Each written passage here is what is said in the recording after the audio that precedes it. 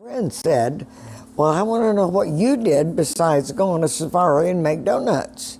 And I thought, well, maybe I ought to talk a little bit about what I did. So what I've decided to do is to break it into two sessions. And the one today is not going to be my main responsibility, but what I did around the edges, because there's always plenty to do around the edges. Well, by 10 o'clock in the morning, I had fulfilled my first set of responsibilities. And so I decided we'd gather up all the missionary kids who weren't in school, who needed caring for, ages 3 to 5, and we would start a preschool. And so we gathered up everything we could find. I mean, we had broken crayons, we had broken pencils, we taught this school teacher who taught the regular school, taught her out of paper, and we created paper out of anything that we thought we could. Any bag that came that you could write on one side, we did. Well, so we cleaned out the ironing, or the washroom, and set up some tables. Now, our tables were boards on sawhorses, but we had two sets, and so we did just fine.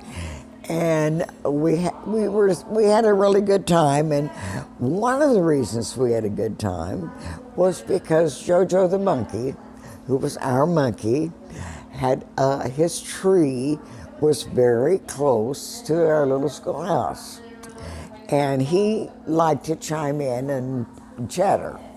So when we would get started, he would often get started at the same time. So we would just like, okay, we'll talk monkey talk to you, and which he didn't understand anyway. So we just enjoyed him, shall I say. But we also had a parrot who came to school every day. And the parrot would simply fly in the room, sit on somebody's desk, and sit there and enjoy what was going on. He would mimic what was being said, and then if he got tired of us, he would go and irritate Jojo. And so here we would have school, and we would have this monkey and this parrot who were yapping at each other, and I have to tell you that was a lot more fun than teaching the preschool, and the preschoolers thought it was more fun too. But anyway, that was one of the things. Another thing we did, someone sent what we called then missionary barrels. They would come from a church, and they were big barrels, steel barrels, and they would have all kinds of things in there that would help us. Maybe toys for the children, or, well, anyway, this one church sent their missionary barrel, and it had in it, among other things, probably 5,000 quilt blocks. I mean, they were cut and packaged. They had needles with them and thread with them. Whoever put that together was somebody who knew how to sew. And so I let the women know if they wanted to have a sewing class, we would do that under the trees in my front yard, and we would make quilts. So we started. They got to pick their fabric, they were in bags, so they would pick a bag and to get started and the things they needed. And they were just doing really well. I had to show them how to get tight stitches, and the men used the sewing machines, the women weren't allowed. The men sewed for the men, and the women were, well, their clothing was so simple, it didn't matter whether they had a sewing machine or not. But we started to making quilts. And oh, they were so pretty. They were putting these fabrics together. And then one afternoon, this young lady stood up and she put the quilt around her body. Uh-oh, I thought, there go the quilts. And sure enough, From then on, as soon as somebody got a quilt, quote unquote, big enough to fit her body, go around and be long enough, she had a new dress, I'll say. Their clothing was very different. It's far more practical than ours.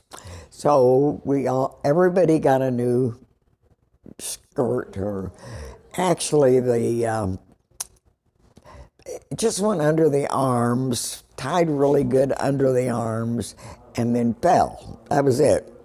Now, I could not get the women to understand that we should hem them, because that took like a bunch of extra time they didn't need, but they were so proud of their new patchwork dresses.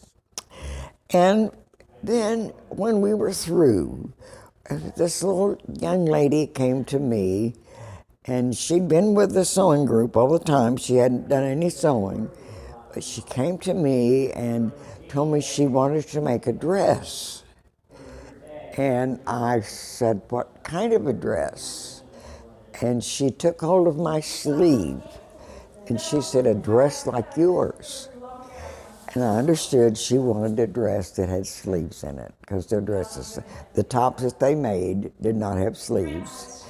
And so I got out my box of patterns, and we found the smallest one we could find. And now I can sew, but I'm not a dressmaker. But we had to make this pattern to fit. And we worked, and she was so patient because she wanted a dress like mine. Well, we finally did get it done. And the next time I saw that dress,